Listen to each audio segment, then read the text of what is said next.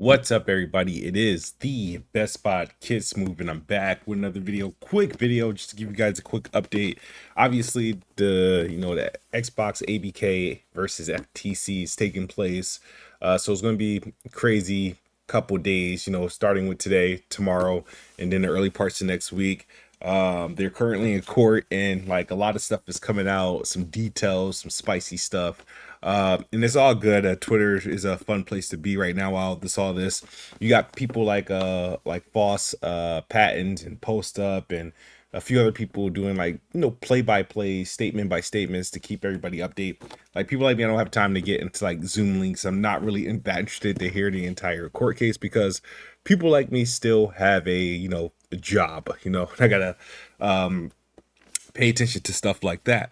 But just a few updates. Obviously, I think my last video was the unboxing of the Rogue Ally from Asus. Been playing a little bit here and there. I've been playing, Sterical's Curse of the Stars. I beat it on Xbox, haven't beaten it on PC, but I've gotten through a good portion of the game on this little buddy here. Also playing through the Spider-Man remastered DLCs. Been playing Planet of Lana, just giving this thing a go. It's been really good device. I'm just trying to figure out, is something like this like really worth the money? So it's like $700, but one quick thing I would say about it, and this is not what really this video is about, but the one thing I would say about the Rogue Ally is that it is a good handheld, a good alternative for Xbox. And I know I mentioned games that aren't in Game Pass, but I know I have access to Game Pass games. I think a device like this, you want to play less demanding games. I think it's a good, like, you want to play a game like Hi-Fi Rush, Planet of Lana, some older titles that you can just get through some nice fun like games like what's that game people are playing that they were playing on Xbox? It's that Vampire or something like that, Massacre, forgot.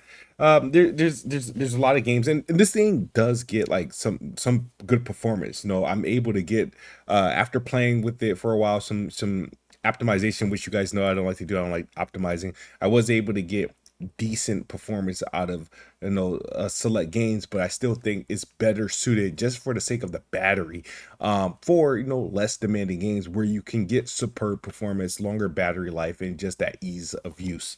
Other thing that came in was the Starfield headset. I'm looking forward to the controller. I anticipated having both the headset and the controller today. It did not come, so it just got the headset. So figured, I gotta do a video today. Why not open this bad boy on a camera? They got the nice packaging and whatnot. I figured once I get this, oh, you got the little Starfield emblem at the top.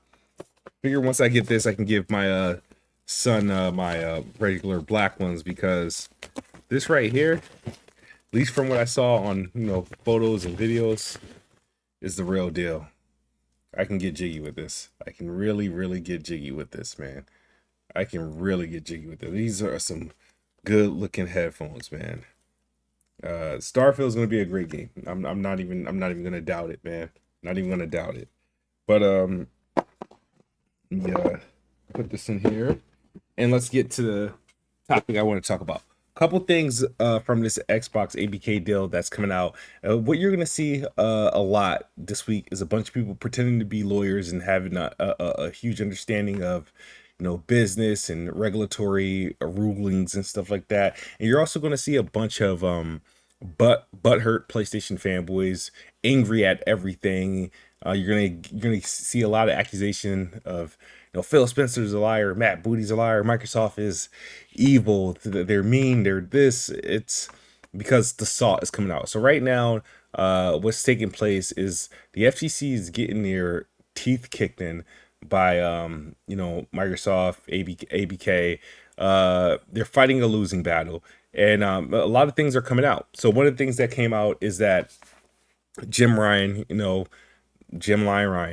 had I think a couple days after the news broke that Microsoft would be acquiring ABK, he had a whole email saying that he's not worried about this deal.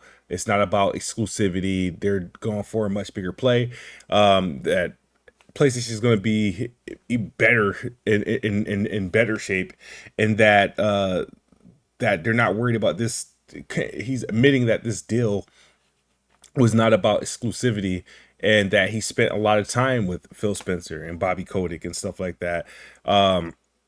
He just admitted that he just rather not have the deal happen, but he had no concerns of the deal closing over. Now, this is complete opposite to what he was telling the European Commission and the CMA and the FTC when he was lobbying to get this deal blocked, and how much he said it's gonna, could be catastrophic for PlayStation, that Xbox can make the games run poorly on PlayStation, or all the player base from PlayStation would go to Xbox if this deal was to go through. And this was stuff he was feeding the FTC, the CMA, and European Commission. Some of them bought into it, FTC and CMA, because they still fought long enough to protect PlayStation. The European Commission said, F that, this sounds stupid. They approved the deal, and approved the deal with concessions related to cloud, not console. So, ever since then, Jim Ryan's been a little bit quiet. He's not even showing up to this case. They're gonna play a video of him and tomorrow. I'm curious what that's gonna say. But this already exposed, like, some inconsistencies, and it's essentially like the first smoking gun, and it eliminates the concerns that both the CMA and the FTC had. And it's still shocking that they're still fighting this. Matter of fact, that case alone should be the thing to, like, really shut this whole thing down and just allow this deal to pass. The other thing that came out is, and I'm hoping more of it comes out, is how anti competitive that PlayStation is, and how they become, and how predatory they are when it comes to exclusive deals and their marketing, where they kind of pretty much put themselves in position where Xbox cannot access games, cannot promote games, can't pretty much get content for games that are available on multiple platforms.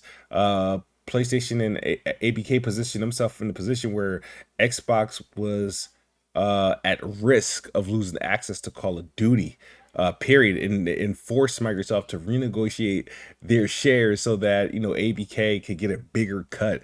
That's the things that was going on, and none of this stuff was like investigated. The FTC wasn't looking into stuff like this, but yet they're trying to block the deal to protect PlayStation, who was currently participating in anti-competitive practices.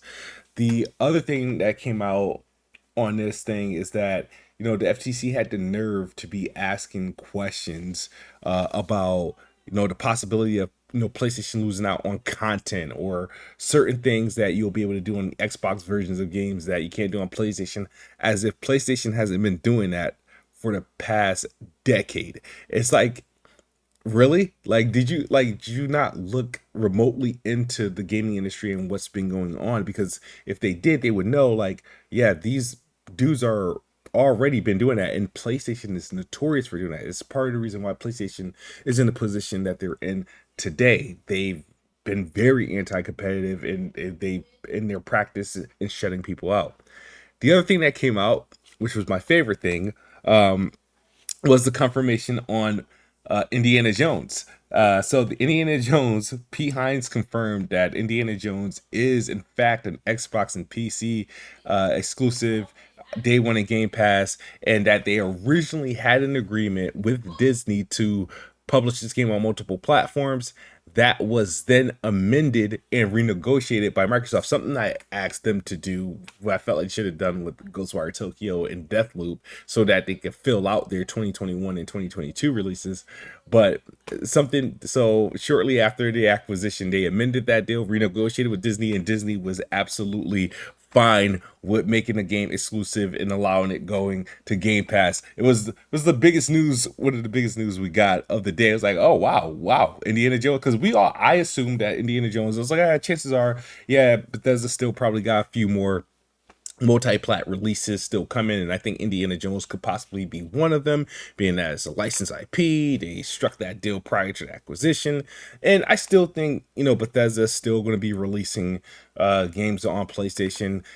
I understand ZeniMax is working on a online is working on a, I think, a multiplayer IP.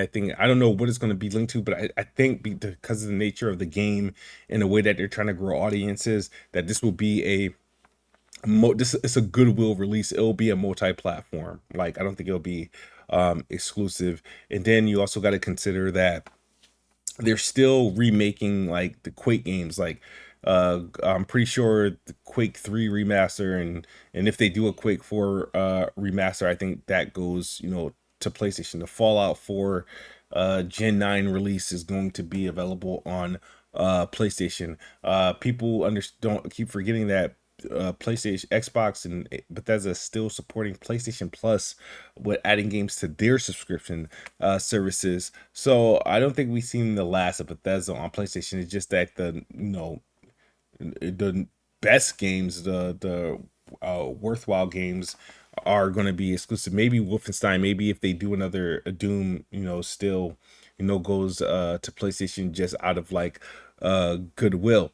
But there's also just a lot of people just talking like trash. I see people are like posting what Pete Hines said, and they were twisting his words, and um, it's just ridiculous. So I do anticipate this week a lot of butthurt PlayStation fanboys crying and thinking and trying to be morally right, and with their obnoxious post. But I'm all for it. I like the energy. I like to see, to get the play by play. The play by play. Shout out to False Patents. The play by play has been like the best thing, because I don't have time to like, try to sneak into a Zoom link, or to, try to like, I don't care to really hear it. But the play by play has been very helpful, because I can always just go back, click on a profile, and just read the thread. And them threads are getting ridiculous. But that's the video I got for you guys. I'm watching this case. I'm looking forward to it. Hopefully this deal closes and we get all those good games into Xbox Game Pass, and we could just carry on, because I've been on like a gaming break. Even though, like I said, I've been playing these haven't been serious gaming sessions. It's been more so like I'm trying out, I'm playing maybe an hour at a time, but I haven't really been playing anything significant. Because nothing, I like, sometimes, like, as a human being, we gotta touch grass and just live, because like uh playing games all day, all night, it gets very old. So I like taking these mental breaks. Like, I started open the year, beat 10 games, and then I'll probably resume, I don't know, sometime next month, whatever. I'll probably find something lock in. I thought I was gonna buy into Final Fantasy, but the way that game is performing, uh, it's a bit mediocre. Again, I think the demo was really good. Graphics are good, and the gameplay is really fun. But the thing is, I haven't bought a game like, I don't buy games like that day one. I'm interested. I'm interested in Final Fantasy. I'm really interested in Final Fantasy, but I'm not in a rush to buy the game. And hopefully, by the time I get that, there are one or two patches into it. But we'll see. But that's my video, guys. Thank you. Hit the like button, hit the subscribe button. Make sure you check out Playing Xbox on Weapon Wheel podcast, Weapon Wheel Patreon, BG's channel. We just put out episode 5. Episode 6 will be coming at you this Saturday if you're a Patreon member, and of course on Monday if you're subscribed to BG. But thank you guys for watching. Let me know your thoughts on all the commotion in the comment section below. As always, the Xbox is the best box. I am the best bot. Good night or good morning if you're on the other side of the globe. Peace.